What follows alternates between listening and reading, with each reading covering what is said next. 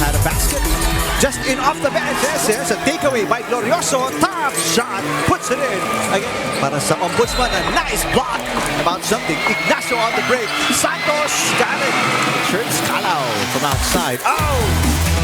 Isang panalo na lang ang kailangan ng Agriculture Food Master upang tanghalin ng kauna-unahang back-to-back champion ng UNTV Cup Season 11. Ito ay matapos na pataubi ng Food Master ang Ombudsman Graft Busters sa Game 1 ng Best of 3 Series sa finals ng Liga ng mga Public Servant.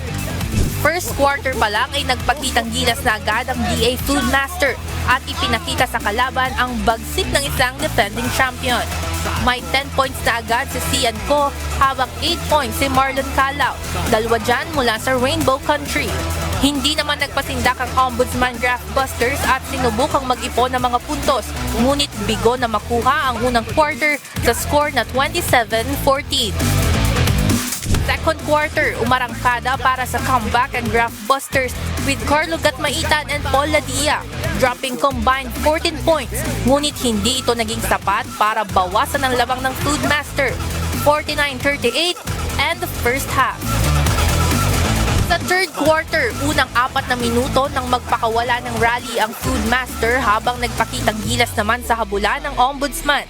Pilit man bumabawi pero masyadong mainit ang parehong opensa at depensa ng Agriculture, kung saan nagkaroon ng 18-point lead papasok ng final quarter. Takeover mode ang Season 10 Finals MVP na si Sian Ko na umani ng 16 points sa quarter na ito para sa DA, 75-57. Last and final quarter, sinusubukan pa rin ng Ombudsman na makadikit sa puntos. Humataw ng 17 points si Carlo Gatmaitan para buhati ng Graft Busters. Subalit, pinatunayan ng DA kung bakit sila ang defending champion sa ligang ito. Hindi natinag ang depensa at matalas na opensa ng Food Master hanggang sa huling buzzer. At tuluyang sinelyuhan ang panalo sa score na 98-86. Best player of the game si Sian Ko na kumabig ng 40 points, 8 rebounds, 6 assists, 3 steals at 2 blocks. Karamihan sa tawag hindi pumabor sa amin.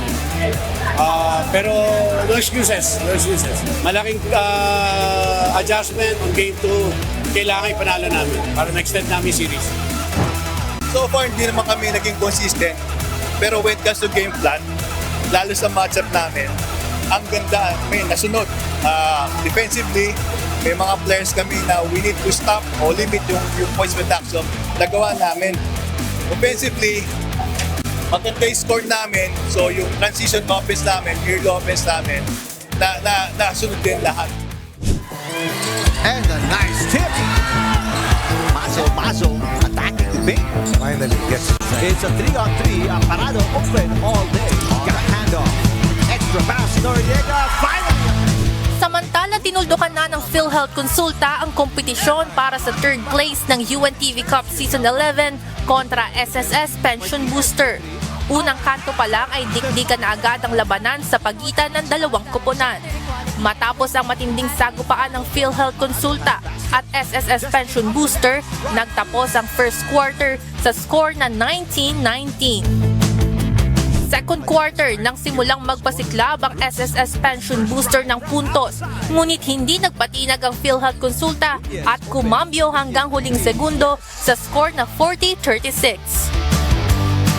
Third quarter nang maghabulan sa puntos ang dalawang team pero huling 2 minuto nang hindi na pumayag ang PhilHealth Consulta, naabutan pa sila ng SSS Pension Booster at tinapos na ang ikatlong kanto sa score na 63-55.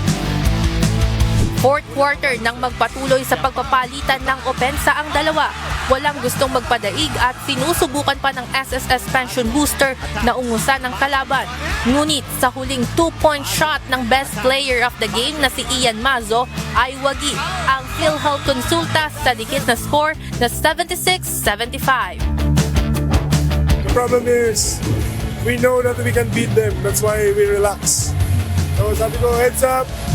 We're fourth place, and probably next season we'll keep on trying. Diba, grabe, intense. Although, 15-point lead na kami, nakabalik. Ang hirap. Going SSS talagang malakas. So, yun lang naging adjustment namin, yung composure na na-maintain namin hanggang huli. And siguro yung yung chemistry ng team, hindi nawala. Speaking of pull-ups. Oh! Martinez inside. Barrientos is fouled. Active but misses badly. Ladja, tough reverse for Paul Lario. Pero somehow bumalik ang bola sa white shirts and shot go again.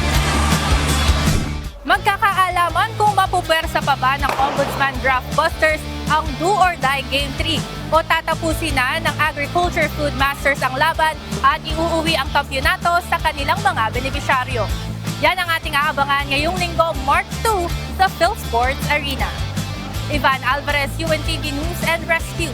Diyos ang aming sandigan, serbisyo publiko ang aming pinahahalagahan.